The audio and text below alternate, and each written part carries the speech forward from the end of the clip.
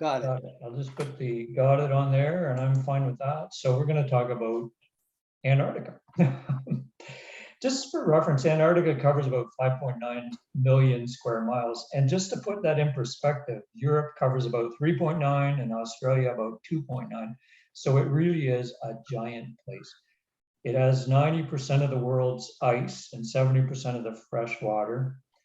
And when all that ice melts, and it will sometime, the sea levels around the globe will rise about 200 feet. So just think about what that means to places like New York and even Washington, anything along the eastern seaboard of the States and around the entire world.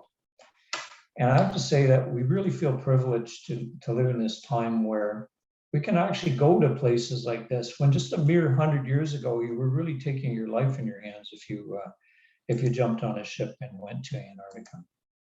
Just by way of introduction to their trip, we landed in Buenos Aires and followed it down the coast. Went to a place called Puerto Madryn along the way. Fantastic little place. We'll show a few slides of that. Out toward the Falkland Islands, which the word Stanley appears. That's the main town there. Then down toward the Antarctic Peninsula. And this is actually the mainland of the northern peninsula of Antarctica. Then back to Ushuaia. So we'll take a series of slides through there. I'll go through this part pretty quick. This is just a number of the stops that we made along the way. We traveled with a company called Silver Seas, a cruise line. Exceptional service, and really a special trip. It was the first trip we really took after retiring, and the most recent trip, or the last trip before COVID. So it was in 2019. We started out in Buenos Aires, and this is a great view of Buenos Aires. I would say if you only ever visit one giant city in the world, this is probably the one to go to. It's they call it the Paris of Latin America. Buenos Aires stands for fair winds. It's got about 3 million people right in the city, 15 million in the metropolitan area.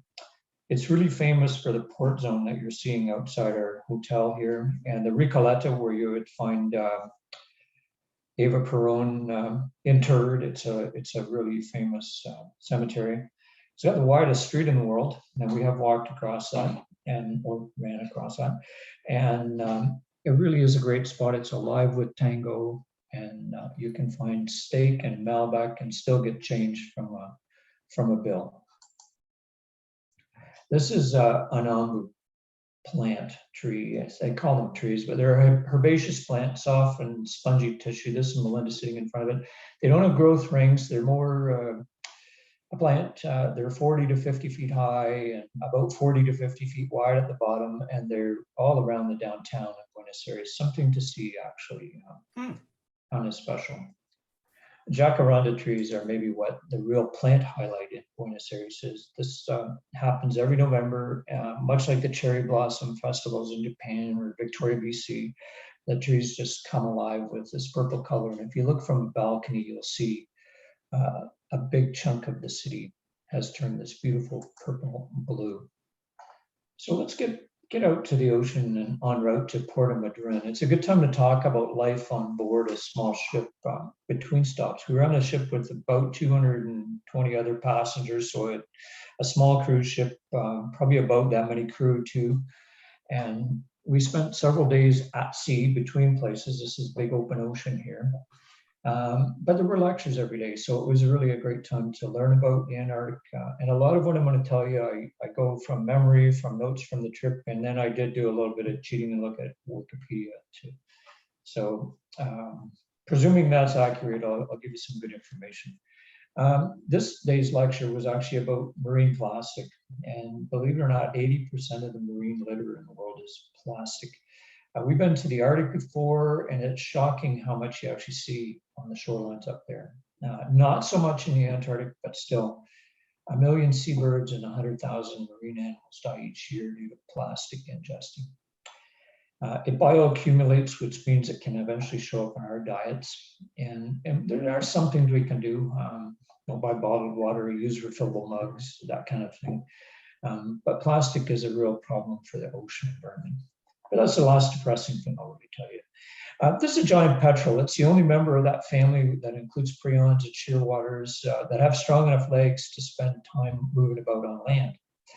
They're opportunistic feeders. Petrel comes from the story of St. Peter who walked on water, because these fellows run on the water as they take off into flight. They're about the size of a bald eagle with an 83-inch wingspan and 39-inch length. And they have this really interesting, unique gland in their nose that allows them to excrete the excess salt from the ocean that they take in. And they look kind of creepy up close.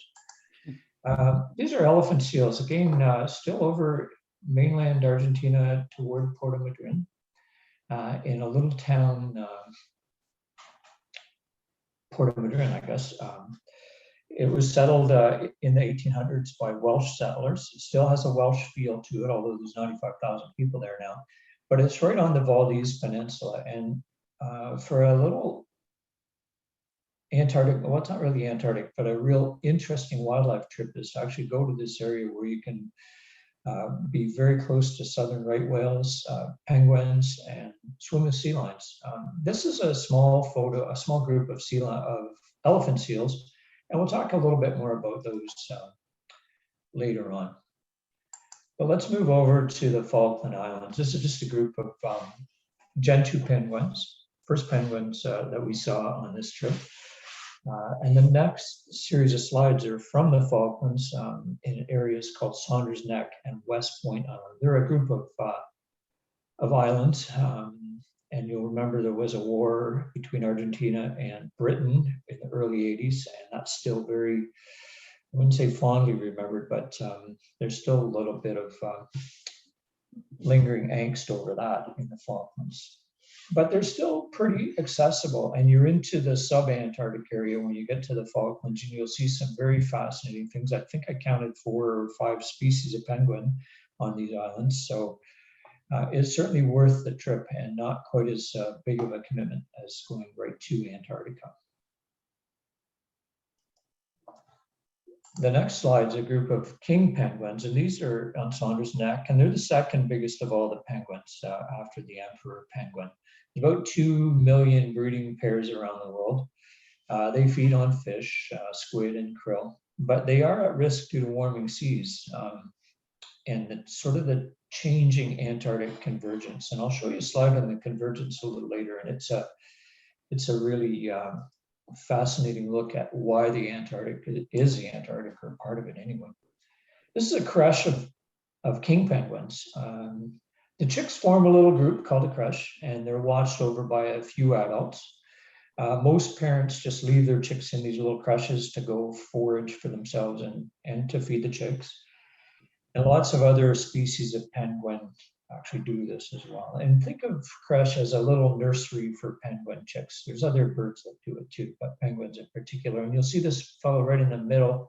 He's starting to molt, and he'll start to look a little bit more like an adult in a few days. A good time to talk about black and white. That's a group of cormorants and penguins, and you'll see that a lot of the animals you see in the Antarctic are black and white, or black or white, or probably both. And you really think about this, penguins swim in the water a lot. They're very good prey for things like leopard seals and elephant seals and anything that can catch them, whales.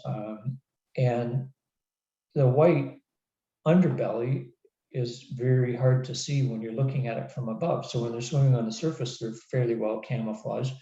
And the black is fairly hard to see when you're swimming down deep, when someone's looking down. So that's just an adaptation they've made over the millennia to actually respond to avoiding prey.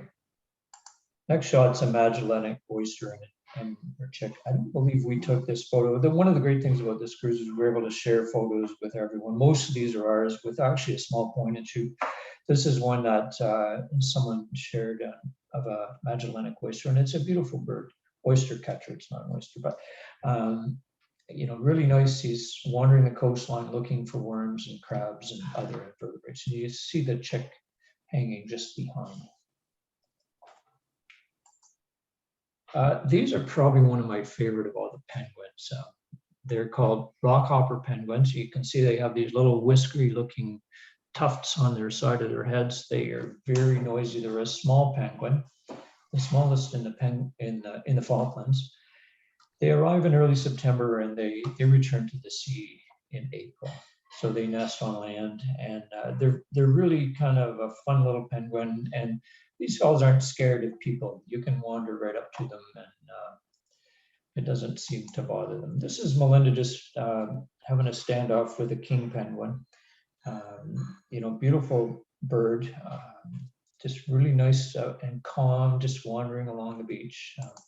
Again, another shot of a penguin just emerging from the water after a morning of fishing, and Melinda just having a quiet look at him, letting him pass very quietly. And this is how the animals in the Falklands behave. They just quietly wander around, and you just stand out of their way and they'll go past you, and they don't seem to have a big fear of people. This is called a Falkland skua, and Antarctica is absolutely fantastic for birding. You'll see so many things that look like things we have around here, like gulls, but they're a much different bird. This is a large brown bird. It preys on the eggs of other birds.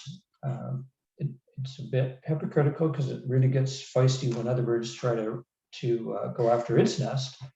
And I think it's pretty accurate when they're described as a very scrappy bird. They're kind of a rough and tumble bird. These are Gen 2 penguins. They're the third largest of the penguins, the fastest underwater swimmer. They're very well adapted to extreme cold climate, and the parents share incubation duties on the nest. And the little chicks go out to sea at about 80 to 100 days, and they will look an awful lot like adults by the time they do that. I don't have any little tiny fresh chick pictures on this from this trip, but we have seen them before, and they're very cute. They look like just much like a little gull would look or something like that. This is just some kelp piece that we saw, male on the left in bright white and female in black. Again, a black and white theme will occur throughout the entire Antarctic Peninsula.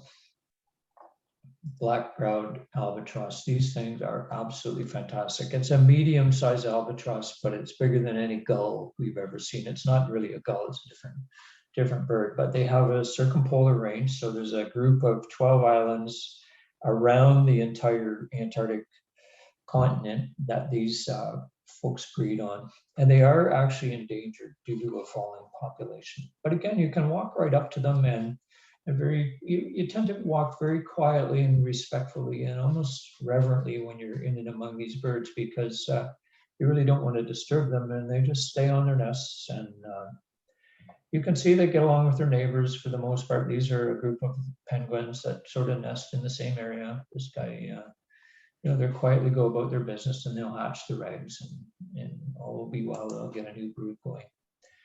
This is just a great close-up picture. Again, you don't really need a telephoto for some of these sites. You just walk right up to them in the grass and take a picture. You can see how they get their name, the black-browed albatross.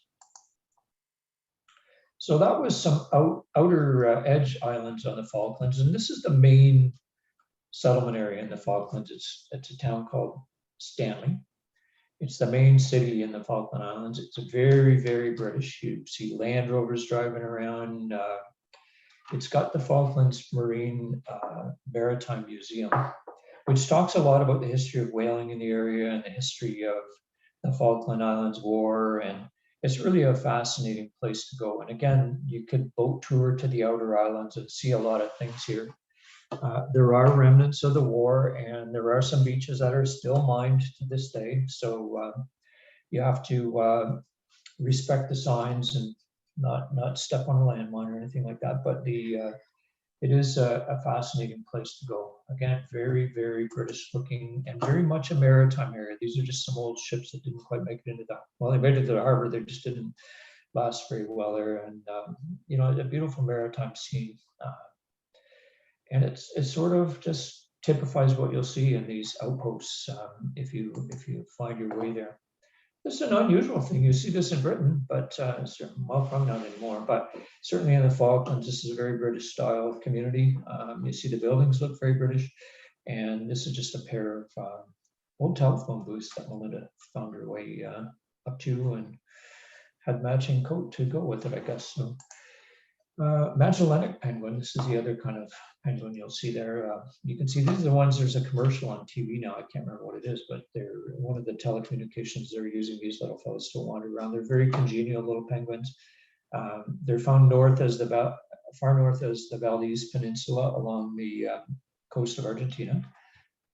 They nest in burrows, and locally they're known as jackass penguins due to their really braying calls. So it's actually fairly, well, it's pretty special to be among them. So, but if you had to kind of live right beside them every day, I think you'd find them a little bit annoying. This is Elephant Island in the Endurance Glacier, and this is one of the most famous places in Antarctica. And you might not know it until I tell you a bit of the story of it, but it's deeply written into the legends of Antarctic lore. It's the setting of one of the most heroic rescues of the 20th century, and the glacier Endurance was named after Shackleton's ship, which sank in 1915 after being crushed by the ice. And I just read that it was found in 10,000 feet of water earlier this year.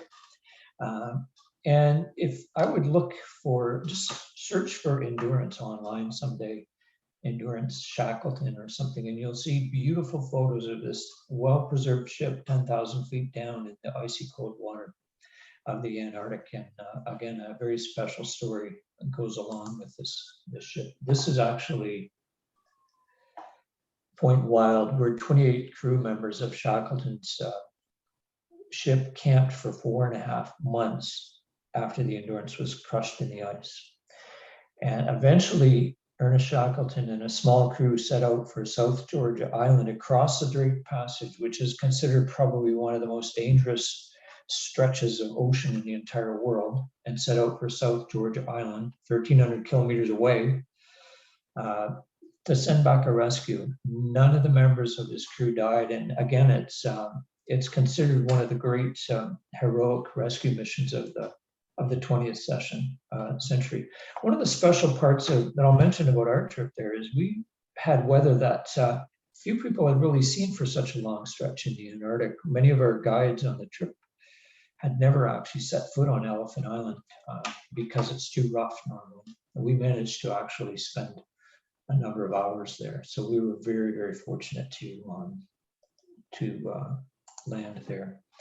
This is a fin whale. This is the second longest whale in the world at 90 feet, a little smaller than a blue whale. It eats krill and small schooling fish and squid. It's a baleen whale, much related to the blue humpback and minke whale. And I would say we've seen minke whales before.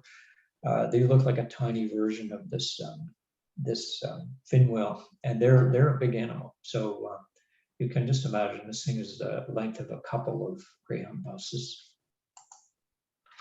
There's also orca down there, killer whales. They're toothed whales belonging to the oceanic dolphin family. There's two types in the Antarctic. What I found interesting about these is their body temperature is about the same as ours, 97 to 100 degrees, and they really are an apex predator. This is a pair of orca with what looks like a calf just swimming beside him down toward the bottom of the photo. This is in Hope Bay, right along the Antarctic Peninsula. Humpback whale, you know, if you get to see one kind of whale in your life, this is the one you really want to see. It's so exciting. It's about 60 feet long. They weigh about 40 tons. Their flippers can be 16 feet long, so they're great swimmers. The tail can be 18 feet wide. This is a shot of the tail flukes. They are absolutely spectacular to see breach, which just means they jump out of the water. We've seen lots of partial breaches. I don't recall ever seeing a full breach. They're found near coastlines, and they migrate between the polar regions and the equator, where they have their breeding grounds. They're among the most endangered whale, with an estimated 10% of the original population still surviving. Oops, I did something there that I shouldn't have. Go to the next slide. Cancel that up there. There we go. There we go. Chinstrap penguin. You can see they're not really creative with the names. You can see pretty clear why they call them a chin strap. This is a very cute little penguin. You can see the nice little pink feet there. I put this in because it's just another sample of the type of penguin you'd see down in Antarctica. Again, a great photo. They tend to congregate near the shore before they jump in. I think they kind of say, well, I'm not going first, and well, maybe he'll go first. And one will end up going, and then the whole bunch of them will jump in. So they're kind of fun to watch. Penguins are very crafty little characters, and they really are a joy to be among. These are the elephant seals of Elephant Island. They're fin-footed or true seals. They weigh between 5,000 and 8,000 pounds roughly, and they can grow 18 to 19 feet long for the large males. They spend about 80% of their lives in the water, and you can well imagine why. They're a lot more buoyant and a lot easier to get around in the water. They're clumsy things on land. They've been recorded as deep as 7,800 feet, and they eat fish and squid. And they were hunted to almost extinction for their blubber, the oil in the blubber, many centuries ago. And they have unbelievably rich milk at 50% milk fat compared to about 3.5 from cows. So you can well imagine they have babies and they want to grow them fast, and really rich milk is certainly an adaptation. Another really interesting adaptation these fellows have is called bradycardia, which means they can slow their heart rates down to conserve heat and oxygen. And I would say my recollection is walruses have a similar ability, and these big animals that are out in the cold water, they have to have some special features that allow them to be there. Just a shot of some elephant seals on Elephant Island again. You can see the penguins wandering around behind them, and the glaciated land in behind them. And probably one of my favorite of the penguins. This is the Adelie penguin. This is a group of them just wandering across the ice. Not sure where they're headed, but I'm sure they found their way out to the sea. A close-up version of them. These are, I think of these as the real tuxedo penguins. This looks like a black and white photo, but it's full color. Pretty much what you see down in Antarctica is going to be black and white.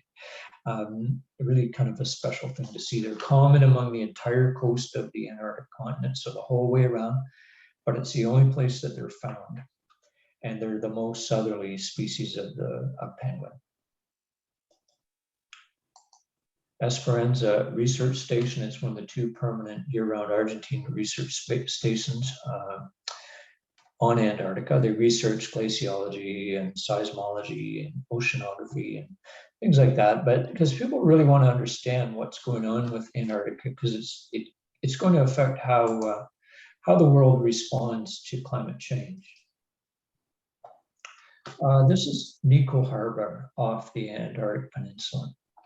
And at this point, we've fully crossed the Drake Passage, and it's noticeably colder. This is the one day we did get out in a kayak. It was kind of a special day of paddling. We did actually get, looks really nice there, but the wind did come up, and we did kind of get, not stuck in the ice, but sort of surrounded by ice, and it took us a little longer to get out than you would normally expect. And it's a good reminder, don't have a coffee before you get out in the kayak, because you might be an hour longer than you expect to, and not a very great experience. This is Melinda from the front of the kayak. She posing for a picture, looking toward the ice. You can see that we have ice in it among us. And one thing I'll say about this ice is, and it's really kind of special, because when you're out on the water, especially in a kayak, there's no motorboats from you can't hear the ship, you can't hear the zodiacs that got you out away from the ship. And it's just the sound of you breathing and crackling ice. And it's absolutely spectacular being out there. It's so quiet, there's nothing to smell, there's nothing else to hear. All you have is this beautiful sound of ice crackling all around you. And that's one of the things that makes Antarctica so special. This is actually one. I put this one in just for fun because it's the very same pose, only up in Norway, where it's actually probably further north than we were south in this other photo, but it really shows the difference between the Antarctic and the Arctic in the summertime, because we were in the summer in both. And the Antarctic convergence, which we'll talk about in a minute, really makes a big difference for these two climate zones. Nico Harbor, this is the Browns Research Station. Again, a very calm part of the day. And this will be late in the day. There's probably 22 hours of sun right around that spot at that time of year. And so just an evening shot, I guess it would be. This is Paradise Bay, and this is one of the most spectacular places we've ever seen. You would think it's named for the scenery, but that's not the case. It's actually named for its abundance of whales. Whalers thought they found paradise when they got to this place because they were just thick with whales, and there's rumors, and well, not rumors, it'll be true, that the harbors were just covered in whale carcasses as they prepared them to strip them of blubber, and you could apparently walk across the whole harbor on whales. And it's such a sad story, but again, everything has to be judged in its time. So these were people that maybe didn't know what impact they were causing down the way. Paradise Bay, great spot for a swim. That's Melinda and I just after a big splash. You don't want to see us coming out. It's not a pretty picture. But they do tie you off to a rope. The water, it's about 0 degrees. Air temperature, I think, was -3. And this was the furthest south we got. But even so, we were still 2,800 kilometers from the actual South Pole. Ever get a chance to do this? I'll talk to your doctor first and then think about it. Next shot's just an ice bridge. Again, it's a beautiful feature that you'll find out all around you in the Antarctic. You can see how big it is. That's a Zodiac with about 8 or 10 people on it. In behind it, you never really go under these with your kayak or your Zodiac. They do collapse, and when they collapse, they off tons of ice fall down basically and displacing a lot of water. You don't really go very close to glaciers when you're in a small boat in the Arctic. I'm coming toward the end of the presentation. This is just a shot of an Antarctic tern, an absolutely stunning bird. It looks a lot like the Arctic terns here, I guess. The difference with this one is it doesn't actually migrate. It just spends its entire life in the Antarctic. And I have to show a photo of their version of a cormorant because it is absolutely spectacular. I always think cormorants are one of the, I don't know, they're kind of ugly's not right because they serve a purpose, but they're not a really attractive bird, I find, to my eye anyway. But these fellows they have this beautiful blue skin around their eyes, and they have the black and white tone. And when you see one in flight, they're just absolutely a wonder to see. They're relatively common around there, and they're often referred to as an imperial shag. Whale bones are evident in and among the islands. That's not foot traffic. Well, it is foot traffic. It'd be penguin foot traffic. They wander around the islands like crazy in big droves. This just happens to be a whale skeleton from one of the old whaling stations that we visit. I think it's important to include the most southerly distributed mammal on the planet, and this fellow is a Weddell seal. They actually go as far south as 7,000 or 77 degrees latitude, which by my calculation is around 1,600 kilometers from the South Pole. They prefer the shore to free-flowing ice, but they are really a special sighting. So we had a good chance to have a good look at them and spend some time with them. We traveled around in Zodiacs to land because the big ships, there aren't harbors. You can't really just go land in Antarctica. We could get fairly close to the animals for photographs and really just to listen to them make their little noises and do their daily routine. This is Deception Island, and this was sort of a really emotional day for us. So this is a volcanic island. It's a volcanic caldera. So this is the cone of a volcano that exploded in most recently in 1972. While we were on this island, there was an eruption on White Island in New Zealand, where 22 tourists, just like us, died and 25 were injured. And what was really interesting was we had the retired chief volcanologist was one of the leaders of the tour on this island for us. And he had a really tough day reconciling how that many people could die doing the very same thing we were doing in his home country. So it was really, we really got to know the guides on this trip, and that made it so much more special for us.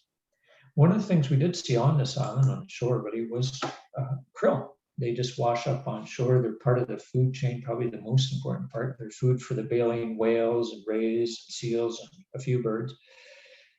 What's really interesting about krill is their daily migration is up and down. So they're food for predators near the surface at night and for deep water during the day. And just to put it in perspective how important these guys are, Antarctica krill have an estimated biomass of 500 million tons. So that's twice the biomass of all the people on Earth.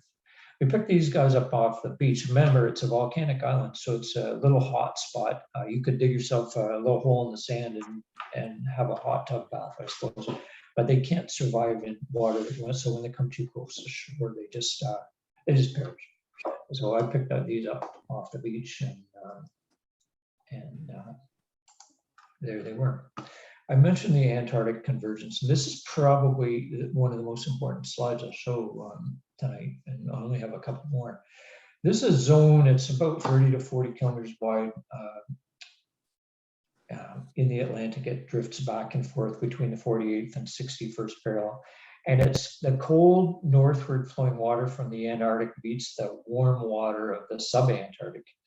And cold waters sink, and it's a zone of extreme mixing and upwelling, and it creates an extremely rich marine environment, especially for krill. So it's a little bit like the Antarctic or the Arctic tree line. It's a natural boundary where it separates the oceans. So there's a Southern Ocean inside the convergence, and then the Indian, Pacific, and Atlantic on the outside of it. And it's a very special and important area around Antarctica, and it's where a lot of the animals go out to feed. Animals, birds, penguins. So it's a very special area. This next slide is, I just wanted to include one of a Cape petrel. It's one of the most spectacular birds that we've seen. This is just a single one, but they go in big flocks, and absolutely beautiful coloring and really special to fly. And no scene would be about Antarctica would be complete without some sense of the daily conflict that goes on. This is skua stealing an egg from a Gen 2 penguin. This is another person's camera. I have a feeling they shot that one from a long way away.